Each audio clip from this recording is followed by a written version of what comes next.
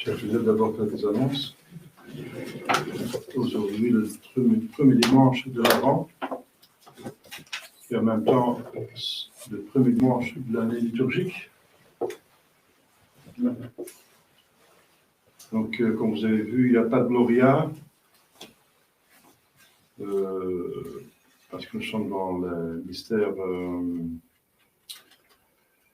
plutôt de pénitence maintenant, préparation à la venue de Jésus, donc se débarrasser des péchés, et ça demande la peine, c'est pour ça qu'il y a la couleur violette.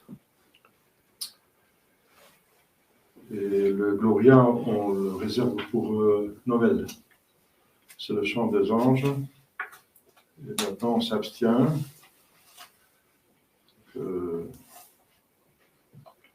Pour mieux faire se ressortir le Gloria de Noël. Bien sûr, nous sommes dans des mystères joyeux, mais il ne faut pas oublier que Jésus, dans son humanité, est déjà glorieux. Mais il cache sa gloire. Il va la montrer à la transfiguration, comme vous savez, mais il est dans un corps glorieux. Il ne peut pas faire autrement, puisqu'il est Dieu, donc il ne peut pas s'empêcher de voir Dieu. Donc, voir Dieu, c'est être dans la gloire. Donc, en tant qu'homme, déjà, il voit Dieu. Il ne faut pas oublier qu'il existe déjà à partir de 25 mars, n'est-ce pas? Pour le temps de l'Avent, qui est ce sont les dimanches de première classe, et en semaine, les féries sont de troisième classe. Donc, elles ne supportent pas qu'on fasse des fêtes, qu'on fasse des messes de dévotion, je veux dire, les jours de férie. On reprend la messe de dimanche en férie en semaine. Donc, il y aura les fêtes des 4 temps, et les féries, je veux dire, des 4 temps. Les 4 temps arrivent le premier mercredi, vendredi et samedi après Sainte-Lucie. La fête Sainte-Lucie, qui tombe le 16 décembre.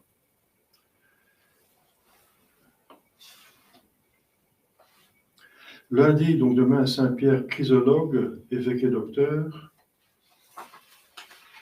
La mémoire de Sainte Barbe, Vierge et martyr. Dans l'émission, c'est Saint François Xavier,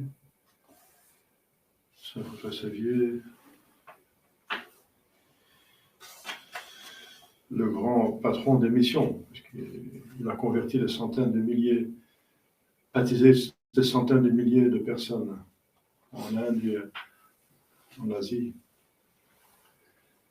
plus loin encore, il est allé probablement jusqu'en Chine. Mardi de la féerie, mémoire de Saint Sabas abbé.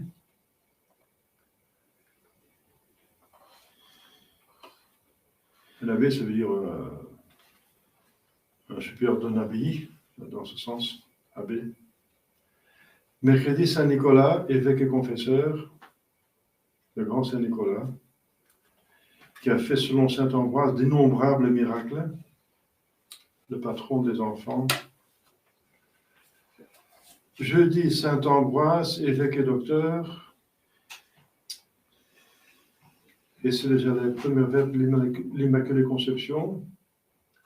Vendredi 8, Immaculée Conception de la Sainte Vierge Marie.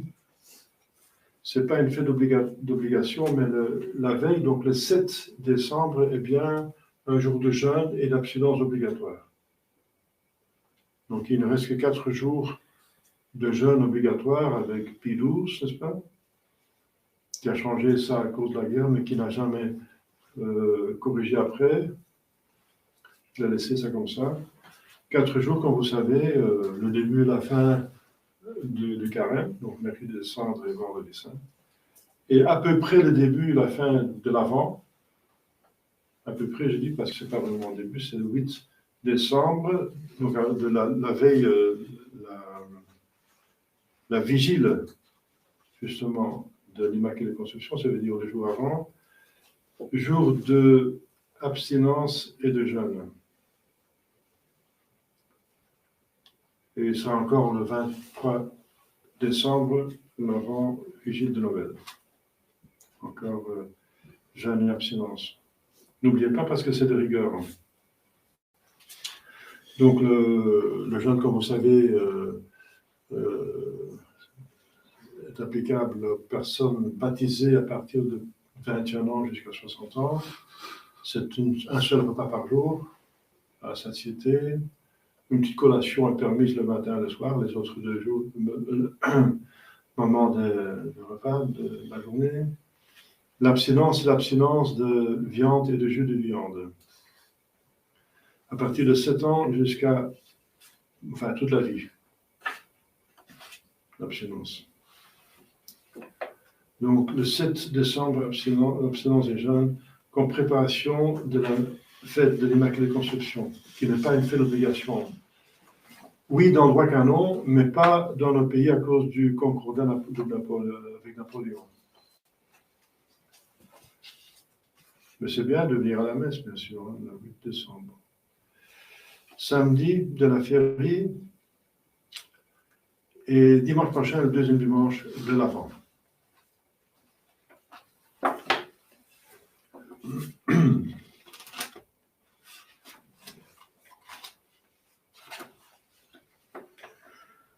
Au nom du Père et du Fils et du Saint-Esprit, ainsi soit-il. Chers fidèles, nous entrons dans un tout autre temps duquel nous venons de sortir. Le dimanche après la Pentecôte, c'est la vie de l'Église qui se développe après qu'elle a eu les grâces de la rédemption qu'on a célébré à Pâques et Pentecôte. Donc ce sont les dimanches après la Pentecôte. La Pentecôte, c'est la descente du Saint-Esprit. Et la vie de l'Église, c'est le Saint-Esprit qui est l'âme de l'Église, qui fait vivre l'Église, et ça dépend de la bonne volonté des fidèles, de tous les membres de l'Église. S'ils collaborent bien avec l'Esprit Saint, c'est une Église qui fleurisse.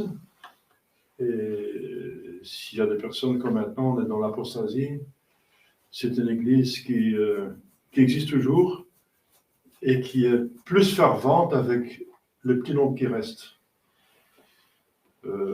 Jusqu'à ce que le bon Dieu va décider de nous donner la grâce de vaincre nos ennemis, qui sont très très puissants, n'est-ce pas, qui ont, comme vous savez, qui sont attaqués à l'humanité en tant que telle, et surtout à la surnature, mais aussi à la nature. Comme vous savez, c'est une attaque en règle contre l'Église, mais l'Église justement est immortelle, et à chaque, donc elle vit, la vie de l'Église, c'est l'année liturgique. Et maintenant, on recommence un cycle, et c'est bien sûr le même cycle qu'on a fêté chaque année. Mais quand même, il y a quelque chose d'absolument nouveau, parce qu'il y a de nouvelles circonstances dans votre vie. Vous prenez un an de plus, il y a des choses qui changent. Il y a eu un décès parmi vous, par exemple. Il y a des gens qui se font baptiser, qui vont marier. Dans chaque vie, il y a des choses qui changent, qui évoluent, donc on a besoin d'autres grâces.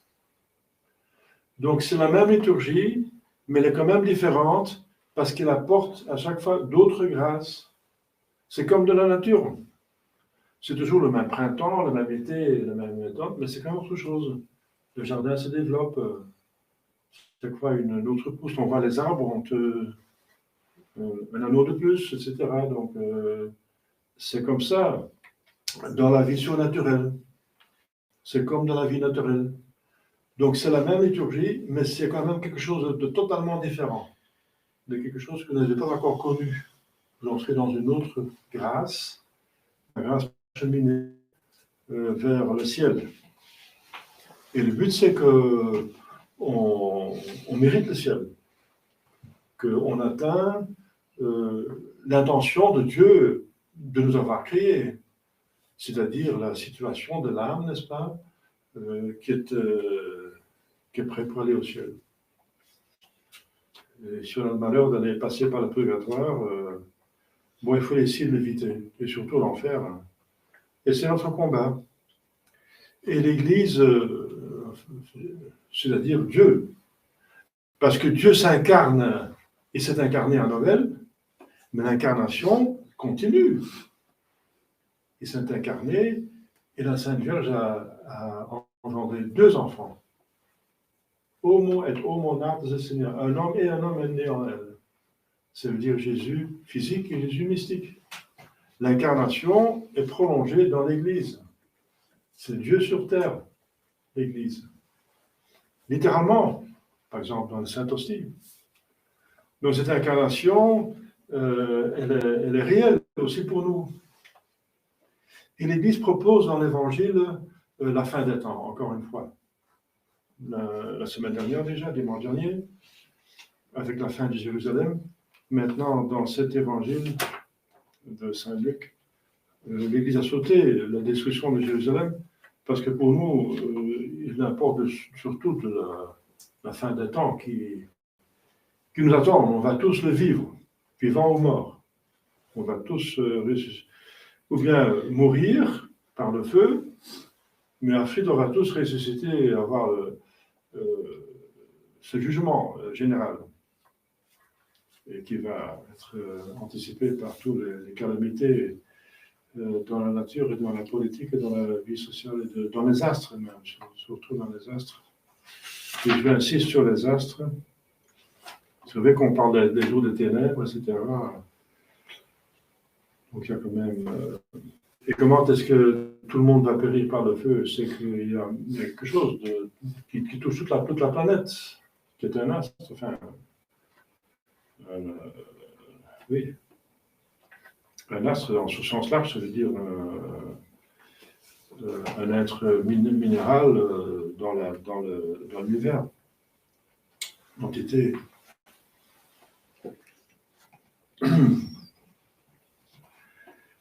Eh bien, donc, on est encore une fois confronté avec la fin des temps. Donc, l'Église rappelle avec cela aussi notre fin des temps. On en a parlé dimanche dernier, ça veut dire notre fin dernière. On va mourir tous, on va être jugés. Justement, pour mieux être disposé à recevoir Jésus qui va venir la première fois. Il est venu la première fois physiquement à Noël, et bien sûr, il ne revient pas physiquement, littéralement physiquement, mais on va avoir la grâce de cette venue, par la liturgie. On va avoir la grâce de Noël par la liturgie, la force de la liturgie, qui représente pas seulement la croix, mais tous les mystères. La croix vient présente avec la messe, ça vous savez. C'est le renouvellement de la messe, et c'est comme si nous sommes présents avec Marie et Saint Jean sur la croix. Mais par la croix, toutes les autres grâces arrivent, et surtout la grâce de l'incarnation, la première venue de Jésus-Christ. Et c'est littéralement comme ça. Jésus va venir 2 fois, descendre 2 fois sur cet autel. À la première consécration, celle de l'hostie, et la deuxième consécration, celle du sang. Et c'est à chaque fois Dieu qui descend sur terre, comme à Noël. Vous voyez? Donc, la grâce de Noël, elle vient vers nous par la liturgie de l'Église. Vous voyez l'importance de la liturgie? Donc, ce n'est pas une seule commémoration qu'on va avoir. Maintenant, l'Avent, bien sûr, c'est la préparation de Noël. Il faut préparer, bien sûr, cette venue. Parce que le plus qu'on est disposé, le plus qu'on reçoit la grâce. Et le but, c'est de recevoir Jésus, n'est-ce pas, de se convertir vers lui, de l'accepter d'une façon meilleure. de plus voir sa bonté et de plus mettre la méchanceté, tout ce qui ne va pas, dans les chaussures, n'est-ce pas, des hommes pécheurs et des diables, et pas l'inverse. On se présente trop le bon Dieu comme quelqu'un qui finalement qui n'est pas bien, parce qu'il nous regarde, nous contrôle, il va nous punir. C'est n'importe quoi, c'est le diable qui nous souffle ça, n'est-ce pas? C'est la caricature. Dieu est bonté, n'est-ce pas? Il nous a créés pour le ciel, il est providence pour le ciel, n'est-ce pas? Il a fait la rédemption pour le ciel, l'incarnation aussi, n'est-ce pas? Pour le ciel maintenant, n'est-ce pas? La glorification et le ciel lui-même. C'est ça le bon Dieu, n'est-ce pas? Et il faut, c'est encore une tentative, n'est-ce pas, de l'Église pour présenter Dieu comme il est vraiment, bonté. Il se daigne, lui, de descendre dans l'humanité. Et d'un petit bébé, de naître, il est maintenant dans le sein de la Sainte Vierge Marie. Enfin, liturgiquement parlant. Parce que c'est 9 mois avant le 25 décembre, il y a la grossesse qui commence le 25 mars. Donc c'est le temps de Marie. C'est incroyable déjà. On peut déjà maintenant méditer l'incarnation. L'incarnation, c'est déjà fait le 25 mars. Donc, nous, c'est plutôt l'apparition de l'incarnation que l'on rend visible pour nos sens. Et pour nous, c'est important qu'on voit les choses. Mais il ne faut pas oublier que Jésus les a incarnés, liturgiquement, on commémore l'incarnation qui a eu lieu donc, il y a 2000 ans, enfin 2023 maintenant, n'est-ce pas?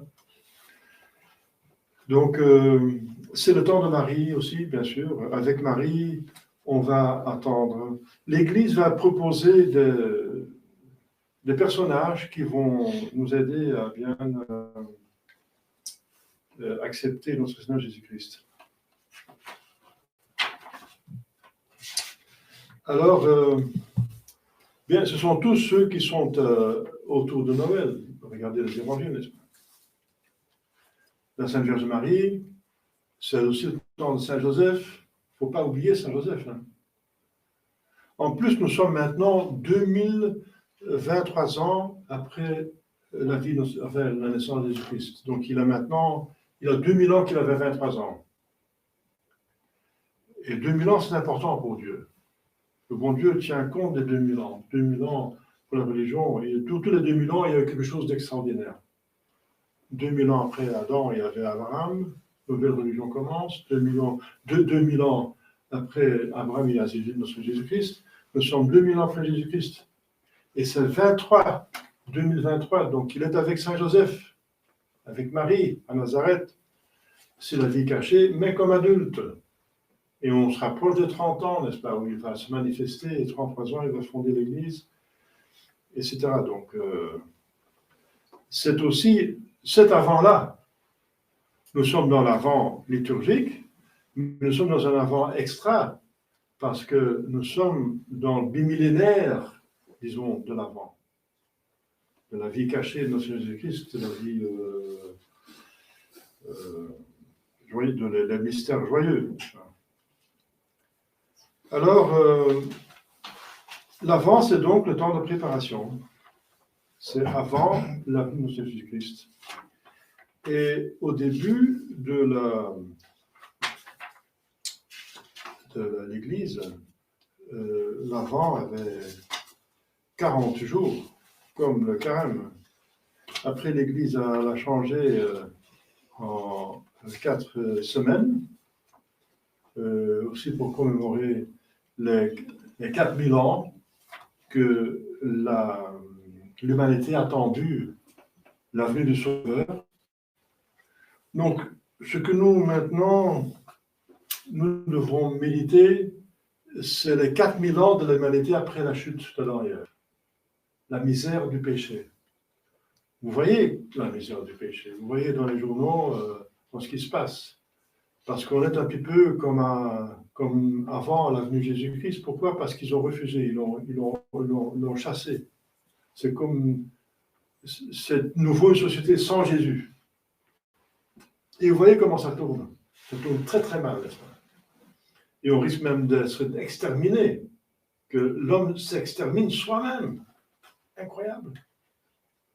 Il se fait du mal. Il se pense faire du bien parce que pécher, c'est profiter de la vie, c'est profiter, c'est se faire du bien. Mais on se fait du mal. C'est un mensonge. Le péché ne fait pas du bien. Il détruit. Il cause la mort, la catastrophe, tout ce qui est laid, n'est-ce pas? Regardez ce qui se passe dans le monde, un monde sans Jésus. Et alors, l'humanité, enfin, vous pouvez vous difficilement imaginer parce que vous êtes avec Jésus. Mais regardez les autres qui se passent dans le monde, n'est-ce pas, sans Jésus, qui a refusé Jésus, comment ils fonctionnent. Et vous voyez comme ils ont besoin de Jésus. Ils ont besoin de Jésus. Et c'est quand ils vont avoir un bon avant, n'est-ce pas, qu'ils vont supplier Jésus de revenir, qu'il va revenir. Parce que Jésus est toujours miséricordieux, n'est-ce pas? Quand on regrette ses péchés, il va revenir. Donc nous sommes dans l'avant de la deuxième venue de Jésus-Christ. Deuxième. La première s'est passée physiquement, mais elle est pour la deuxième, ça veut dire la venue spirituelle en nous. Parce qu'il est venu parmi nous pour se faire accepter par nous. Et cette acceptation, c'est la deuxième venue, ça veut dire dans notre âme. Ça se fait par le baptême et par tous les autres actes en état de grâce qui augmentent l'état de grâce. L'état de grâce, c'est Jésus qui est venu dans mon âme. Comme dans la crèche, n'est-ce pas? Il est dans mon âme. C'est beaucoup plus important que dans la crèche. Mais la venue de la crèche m'aide à lui faire venir dans mon âme. Et je dois le garder dans mon âme parce qu'il va revenir une troisième fois. C'est pour ça que l'Église donne une troisième fois, une deuxième fois cette troisième venue, qui avec gloire comme juge. Donc la première venue nous inspire d'amour et de reconnaissance, d'acceptation de miséricorde, de grâce, n'est-ce pas? Pour que nous nous mettions en grâce, c'est la deuxième venue. Et la dernière nous aide à, si la grâce, si nous n'acceptons pas très bien la grâce, nous ne sommes pas assez aimants de Dieu, eh bien que la peur peut nous aider un peu, la peur du jugement. Normalement, il ne faut pas avoir peur du jugement. Le jugement dernier, c'est la solution de tous les problèmes. C'est le ciel qui va venir sur terre. Donc, normalement, il ne faut pas avoir peur de cette troisième venue, mais pour la plupart des gens, ça inspire la peur. Du jugement, ça veut dire l'enfer, le purgatoire. Et cette peur est salvifique. Elle nous aide à accepter Jésus plus généreusement, avec plus de motivation. C'est pour ça que l'Église nous donne 2 fois, et maintenant, au début de l'Avent, la deuxième fois, l'évangile qui parle de Saint Luc, donc de la fin des temps, où notre Seigneur Jésus-Christ fait une prophétie, et ce sera donc vrai parce qu'il dit la vérité. Ce n'est pas une prophétie conditionnelle, mais absolue, qui va arriver absolument. Eh bien, c'est pour nous motiver, avec une sainte peur, une sainte crainte, d'être plus ouvert à l'accepter, sa bonté. Voilà. Mais ceux qui sont déjà de bonne volonté, n'est-ce pas? C'est fondamental, cette bonne volonté. Eh bien, ceux-là, on ne va pas avoir peur du jugement. S'ils sont en état de grâce, ils font tout, ils prennent tous les moyens, ils font leur possible, n'est-ce pas? C'est la solution de tous les problèmes, c'est le ciel qui va revenir sur terre, le paradis terrestre et surtout céleste. Donc, cette dernière venue est magnifique, finalement. La condition qu'on est en ordre. Vous voyez? Donc, cette dernière venue, la méditation, la dernière venue, nous motive de se mettre en ordre, et une fois qu'on est en ordre, c'est magnifique. Et voilà. Et pour nous, l'Église nous prépare chaque année à cette venue et nous met devant les yeux cette venue, n'est-ce pas, de l'incarnation. Je répète, qui est réelle pour nous, parce qu'il est incarné dans l'Église. Cette incarnation, c'est maintenant l'Église. Jésus est sur terre dans l'Église de manière sacramentelle, bien sûr, mais il est présent dans l'Église. C'est Jésus mystique. L'Église, c'est le corps mystique de Jésus. L'Église est sur terre, donc Jésus est sur terre. Vous voyez? C'est la continuation de l'incarnation pour appliquer sa rédemption. Parce que cette incarnation, ce n'est pas juste une visite de Dieu sur terre pour nous dire bonjour. C'est pour nous sauver. Il est venu sur terre pour nous sauver. Donc, Noël, c'est en vue de Pâques. Donc, si on fait un bon Noël, on fait une bonne Pâques, et c'est une bonne Pâques, le Saint-Esprit veut faire son travail. Et c'est comme ça que l'Église veut que nous vivons l'année liturgique, n'est-ce pas? Et maintenant, c'est le temps de l'Avent, donc on se prépare par des prières supplémentaires, des dévotions, des pénitences, on se confesse plus. Pour nous, si on est baptisé et on a perdu l'état de grâce, pour nous, la confession, c'est notre avant. C'est lui qui fait la deuxième venue, ça veut dire la venue spirituelle, qui est la plus importante. Parce que ces deux venues, n'est-ce pas, la première et la dernière, la première et la dernière, sont en vue de la deuxième qui est la plus importante. La venue de Jésus spirituellement, dans mon âme. Ça, c'est le but, ça, c'est le plus important. Jésus est venu sur terre pour venir en nous, avec son Père, comme en tant que Dieu, avec son Père et le Saint-Esprit. Si vous croyez en moi, vous gardez mes commandements, vous prouvez que vous m'aimez et nous allons habiter en vous, avec mon Père, le Saint-Esprit.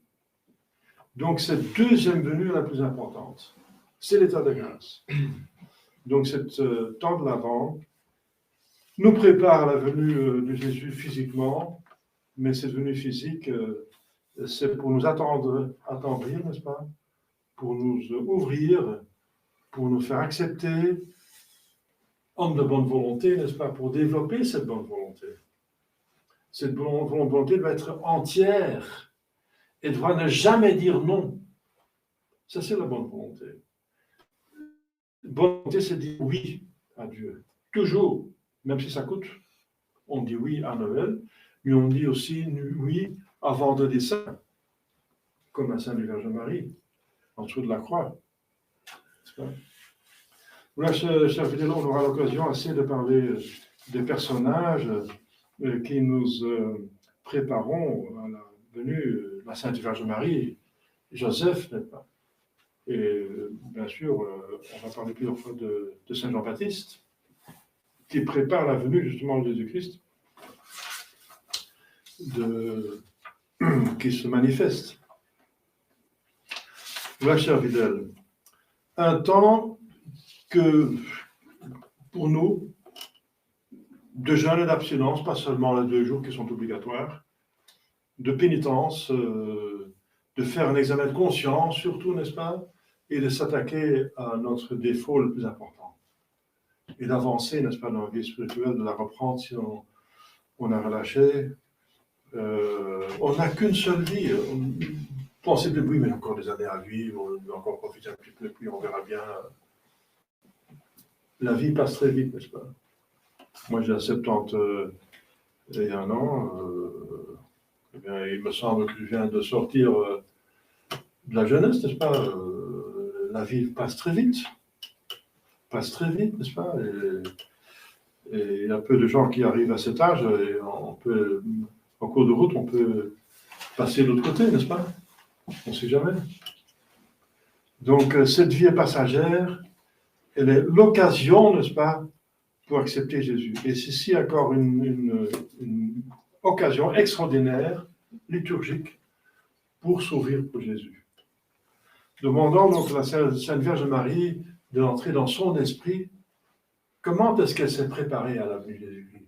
Jésus-Christ est venu en elle de manière idéale, de manière maximale.